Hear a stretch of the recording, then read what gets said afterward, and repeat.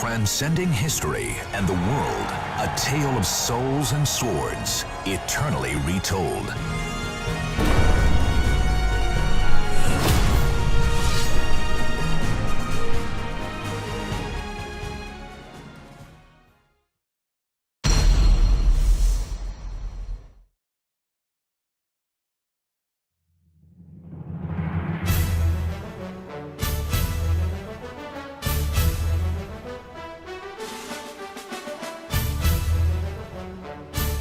So what exactly is SoulCalibur? To me, SoulCalibur is the first true 3D fighting game. And I've started playing fighting games like with Soul Edge, Soul Blade since the first parts of the series. I thought it was interesting to see how it was a weapons-based fighter, but it wasn't until SoulCalibur came out on the Dreamcast where I finally saw like, wow, the way that you're able to move with the 8-way run, that is really what a 3D game is all about. SoulCalibur. It's a special and unique game. The characters are very unique. The weapon-based combat, it's not predictable what's going to happen when you push a button because every weapon is so different. And it's really user-friendly and inviting for people. So I think it's a fluid, combat-based game that is really easy on the eyes. It's got a lot more fire and, lightning and effects. SoulCalibur's gameplay specifically and its 3D elements are unique because of the mobility of the game and the reach the characters have.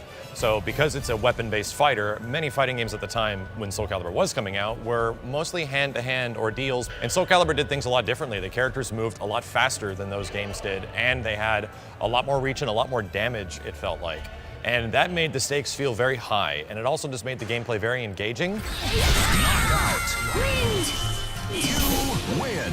My heart is still pounding. I think SoulCalibur is a fighting game that is really accessible, but so hard to master.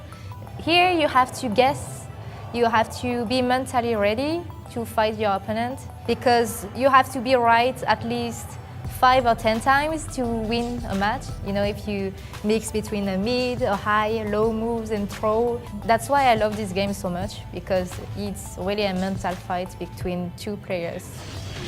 Oh no, that's it.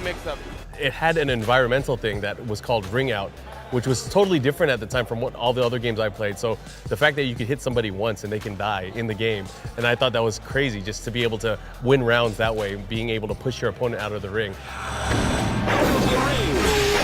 To appease the winds, the priestess rises to the challenge. The announcer in SoulCalibur is really iconic, and the lines are perfect. Like, come on, welcome back to the stage of history. Welcome back to the stage of history. It's one of those aesthetic things that you don't really think about, but heightens the experience a lot. The delicate balance between good and evil wavers within him. And that became a big thing for SoulCalibur because you have this somber guy narrating the tale of souls and swords as you're fighting, and the breath of the wind graces his blade. I think all that cheesy stuff is a good part of SoulCalibur that absolutely needs to stay. The winds fan the flames of the warriors' fighting spirits. I will give you a taste of true battle. The legacy of the characters in SoulCalibur's universe, as well as the way they've looked and they've grown or they've ungrown in certain games, has always been really captivating and interesting. And every single time there's been several years in between these games, it's always fascinating to see where the characters are being taken, how they're changing, and how their movesets are changing, because that's a big part of the SoulCalibur series too. They're very distinct. Obviously they have different weapons, but I don't know, it's like you can look at a silhouette and you can tell immediately what that character is. Well, my favorite character in SoulCalibur has always been Valdo, but I also really like Yoshimitsu, and I think they always do a great job of making that character. It's a guest character from Tekken, but it's always been in every SoulCalibur. And it's a very unique take on the character, much more sword-based and like samurai style than the Tekken counterpart, but Valdo's my favorite. He's also really weird and underplayed, and at the time he was really underexplored too. A lot of people didn't know how good he was, and I always thought that he was really capable. So I don't know, I just connected with the character. Respects the frame advantage. Follow up into the low, and Air's gonna probably go for it again this time. Just nips him, and that's gonna be it. The first time I played SoulCalibur, I was 7 years old. I played with SoulCalibur 1 and Dreamcast. I really felt in love with SoulCalibur 1 because of the medieval, fantastic universe. The characters, I felt in love with Xiongfa. When I started fighting games, I was really young, 7 years old, and I always choose characters that I want to look like later. When you're a little girl, you can have models, you can have singers, but I choose to have a character as a model. Excellent! No complaints here!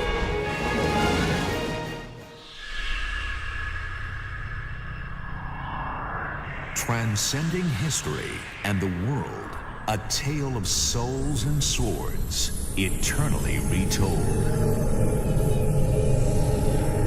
Around the first EVO event, SoulCalibur 2 came out around that same time frame in arcades. So I was like, oh man, this is my first time seeing SoulCalibur 2.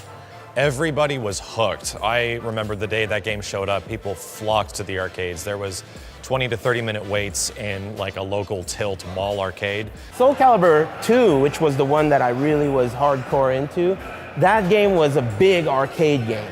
And it lasted in the arcades for a long time before it came to console. And even after console, people played it in the arcade. So it was a very, very different all-around experience than anything you could get now. It's completely different. One mix up. Oh, what? The clash, and that's it. Esam's gonna take it over to... So, you know, I came from the era, you know, when SoulCalibur was a competitive game for SoulCalibur 1 and SoulCalibur 2, you would research online on the internet, kind of find these message boards or these groups of people that actually play and take the game seriously.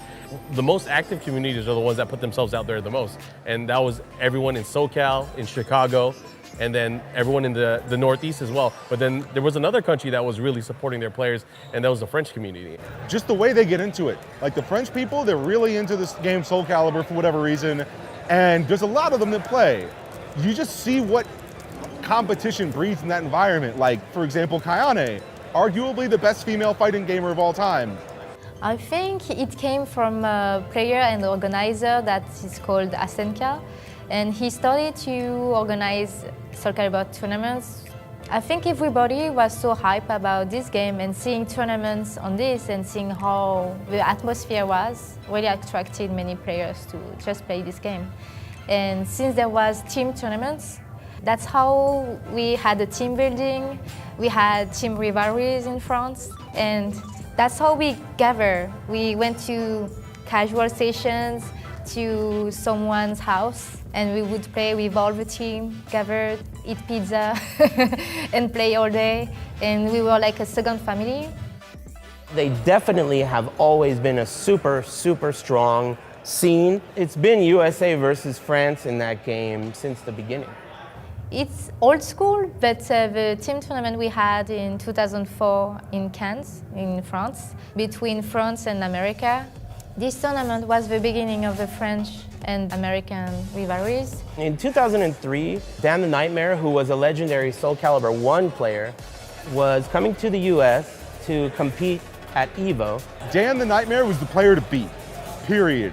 Like, it doesn't matter if you were in France or anywhere in the world. If he showed up, he's the guy to beat. Dan the Nightmare beat me twice, and he eliminated some of the best players. And then in 2004, Xbox was sponsoring a tournament called World Game Cup in Cannes, France. And it comes down to the grand finals where Aris is sitting in winners and Dan the Nightmare is in losers. I've never seen Aris play as good as he did that day. Like, he's a good player, but at that event, he was like playing out of his world good. And that was also the first time that America beat France on French soil. Before then, every time from the 90s up until 2004, whenever America went to France, play SoulCalibur, we got bodied. And I was ready for him because of the way I lost to him the previous year.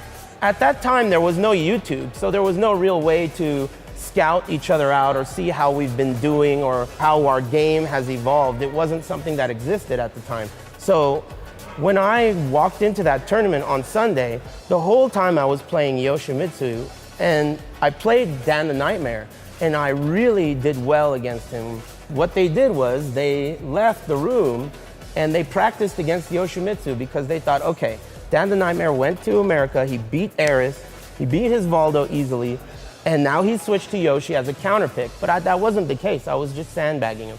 So he wasn't at all prepared for Valdo when we played. And I clearly remember after the first set, I beat him, and then he was delaying our second set because he wanted to test some stuff out against the character. And I had to like say, go, let's go. I don't want to wait, you know, I don't want to wait. I pressured him because I didn't want, I mean, you can't test in the middle of a tournament. And it was awesome, you know, people still talk about it today. You're asking me about an interview, it was 100 years ago, you know? So yeah, it was awesome. It's one of my good memories as a player. This is where it all started. And I think that the fact that these players, most of these players, are still playing now. So we conserve that history, this rivalry, and France has lost the team tournament to America. So we still remember that. That's the biggest question. There it is. You know, I'll probably have to agree with you. You know, everyone considers SoulCalibur 2 to be like, you know, one of the strongest entry in the series, especially when it comes to the competitive landscape of things. SoulCalibur 2 was such a refined game. You know, there was so many debates on tiers and characters in the game, on which character was the best. And, you know, it went back and forth. I mean, the game was still played for years and years after it came out, even during the other iterations of the game. SoulCalibur 3 came out, SoulCalibur 3 Arcade Edition, there was SoulCalibur 4, and eventually SoulCalibur 5. I feel like, you know, those games really never captured the same competitive feel that SoulCalibur 2 had. Not only was the arcade version really good and introduced people to a much faster method of playing SoulCalibur, but the console versions were amazing because they had guest characters that no one was expecting, and that was a new big crazy thing. Alongside that, SoulCalibur 3, while still being a really good fighting game, was kind of plagued with a lot of high-level issues when it came out that were ultimately addressed in an arcade version update. And then SoulCalibur 4 was popular because of Star Wars characters, and I was excited for that reason. But a lot of the online infrastructure and the way the game played, because there was no arcade version, there wasn't much of a scene for many of us to go to. So that was very refreshing when SoulCalibur 5 came along. The net play was ironed out a little bit better, and Bandai Namco was starting to get their hands on how online fighting games should work. I mean, they all had their quirks and they all had their, you know, their cool things about them, but there was always something about it. And I don't know whether it was just the game balance or the character balance in general, but there was always something that kind of swayed away, you know, the popular opinion from the people that love SoulCalibur 2 and kind of made them not, you know, enjoy it as much. The year before at Comic-Con, during our panel, there was the 20th anniversary segment where we talked about the 20th anniversary, and if people want to see a new SoulCalibur game, that they should keep supporting it and letting Bandai Namco Entertainment know what they want to see in the future. Little did everyone know is that there was a SoulCalibur game already being worked on. It just needed the right place and the right time.